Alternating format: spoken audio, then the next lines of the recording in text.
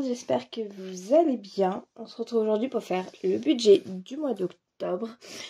C'est potentiellement la dernière fois que je le fais ici chez mes parents, puisque nous sommes donc lundi matin, il est 7h39, voilà, et je déménage ce week-end. Donc c'est parti, on ne va pas parler pendant... Enfin si, on va toujours parler pendant 100 ans, mais c'est pas grave. Donc c'est parti, on va déverrouiller...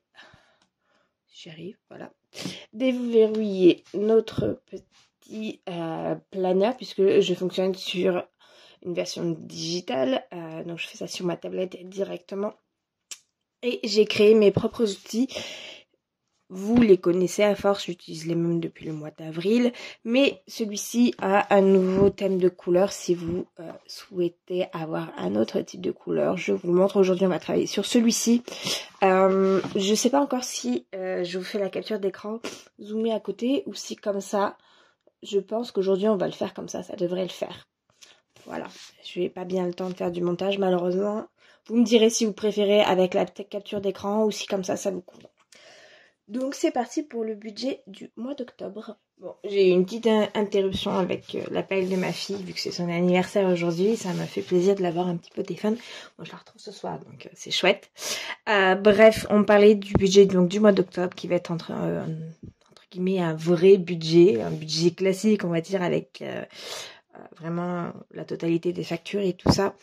Ce qui fait que je vais essayer de vous faire, alors je pense pas qu'on va faire ça toutes les semaines, mais on peut faire ça à la moitié du mois, faire un bilan des 2 semaines, voir un peu comment ça se sera passé. Et voilà, après bien sûr on fera le bilan à la fin du mois et voir ce qu'il faudra réajuster, puisque pour l'instant, entre guillemets, j'ai fait que des estimations, bon, mis à part le montant de mes factures où je suis mensualisée, sinon le reste c'est que des estimations, mais voilà, donc c'est parti. On va commencer le budget. Donc on commence avec mon salaire, pardon, qui ne change pas. Il est toujours aux alentours de 1450 €, à moins que j'ai des vacances à ce moment-là. Puisque ça diminue mes tickets resto, mon salaire augmente un petit peu. Mais voilà, entre guillemets, on est toujours pareil. Oups, pourquoi ça m'a effacé ? C'est pas grave. Ensuite, on a la CAF, qui est ma prime d'activité. On a le papa de ma fille qui participe aux frais et qui me rembourse en même temps une somme que je lui ai avancée. Et donc, la totalité des revenus est de 1990. Voilà. Donc cette petite case a fait l'apparition le mois dernier, jusqu'à présent donc elle n'y était pas, mais voilà. Alors pour l'instant, bon, j'appelle ça juste maison, les premiers mois, les 6 premiers mois, peut-être 7 suivant l'avancée des papiers.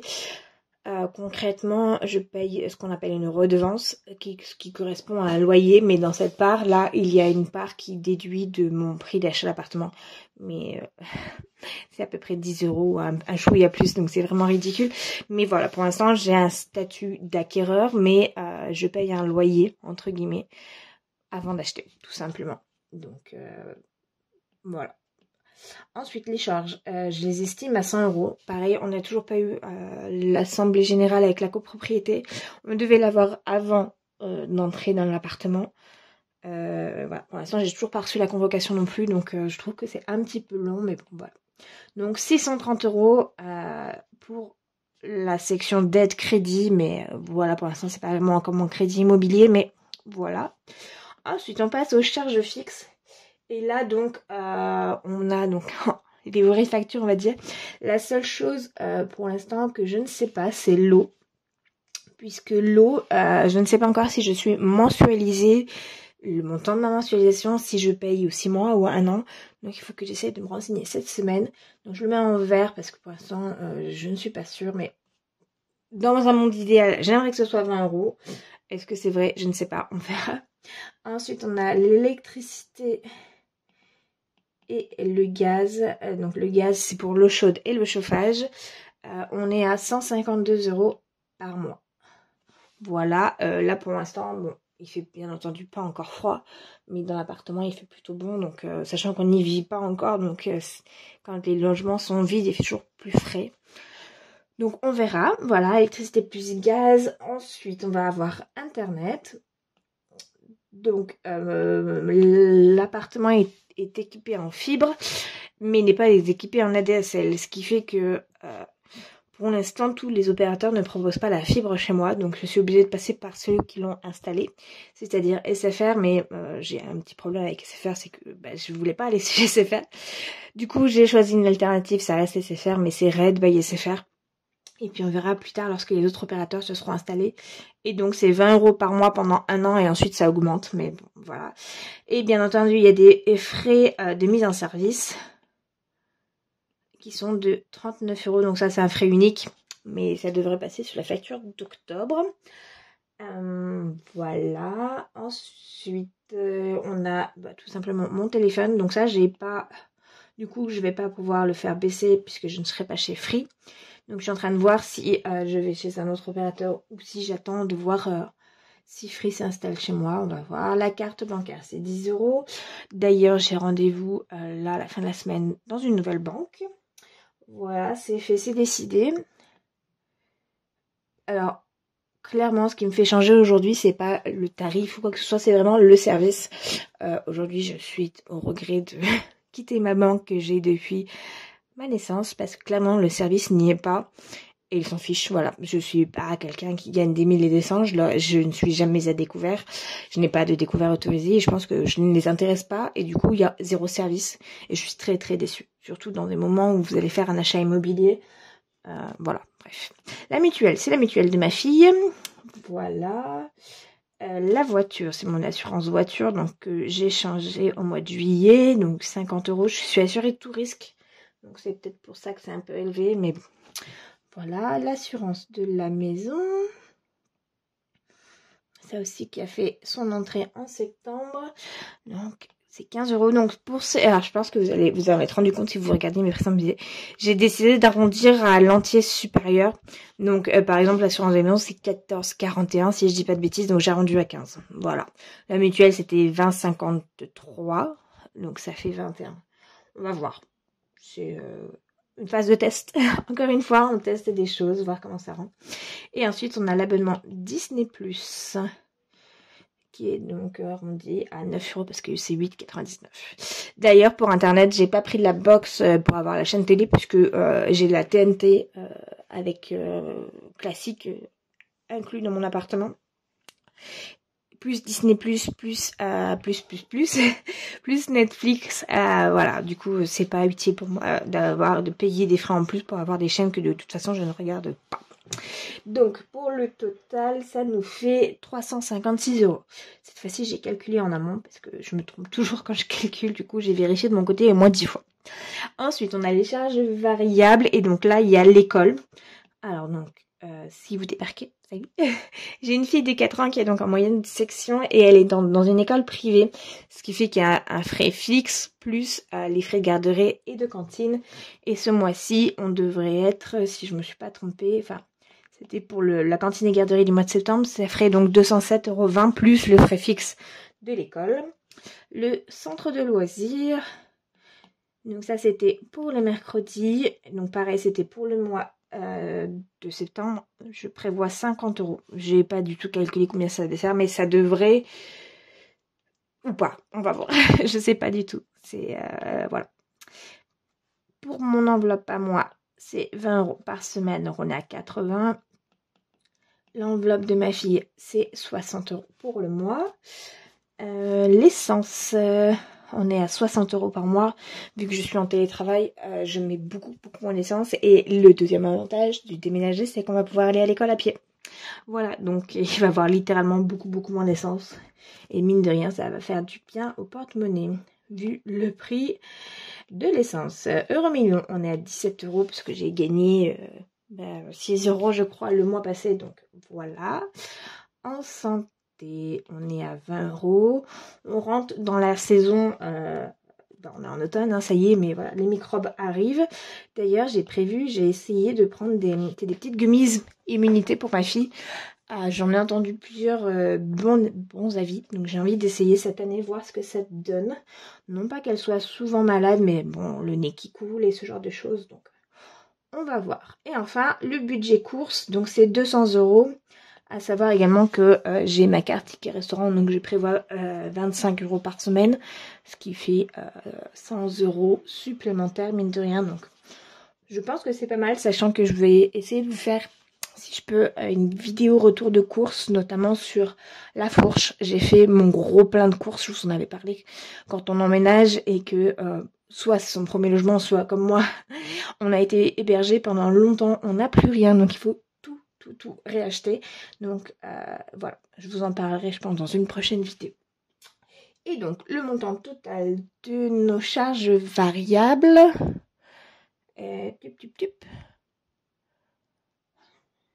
Si je m'écoute, 714,20 €. Voilà. 714,20 €. Voilà. Et donc, il nous reste la section épargne.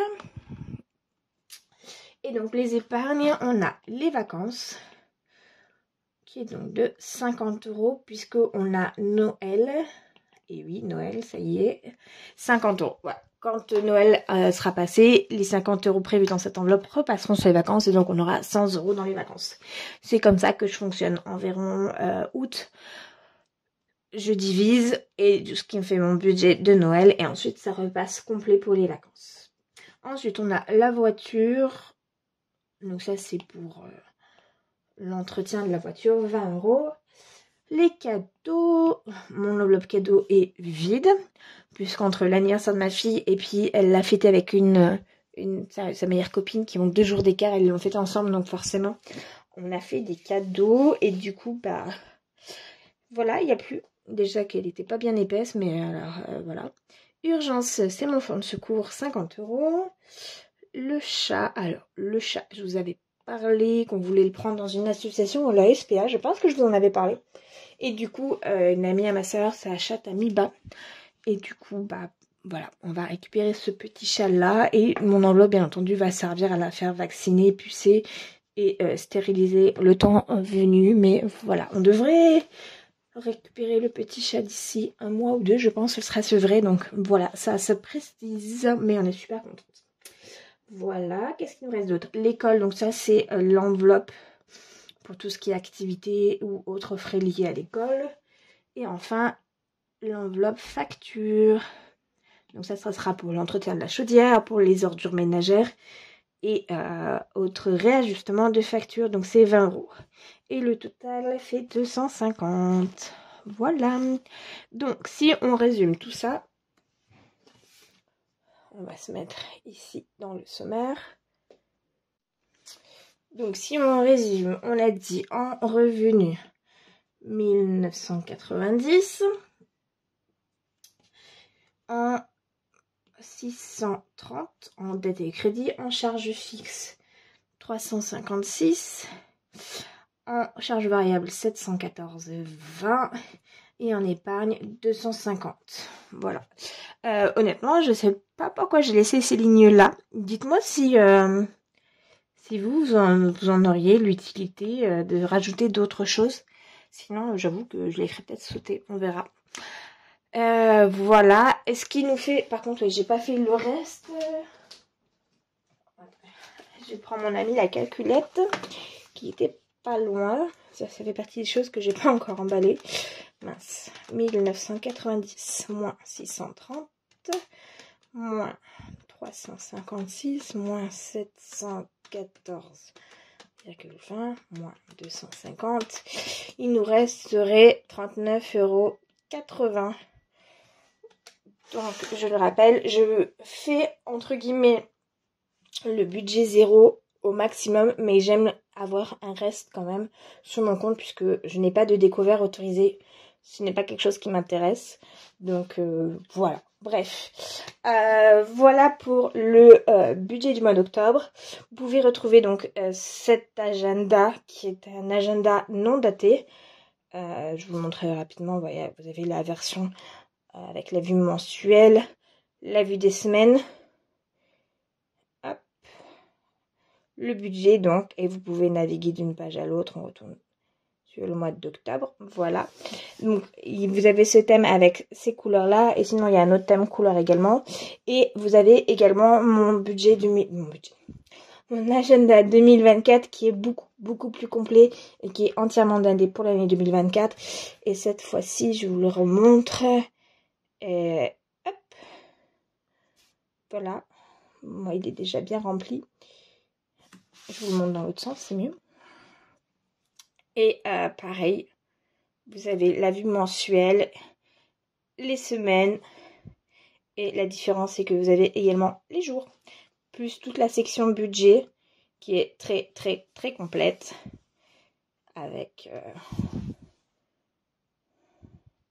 tout ça. Voilà.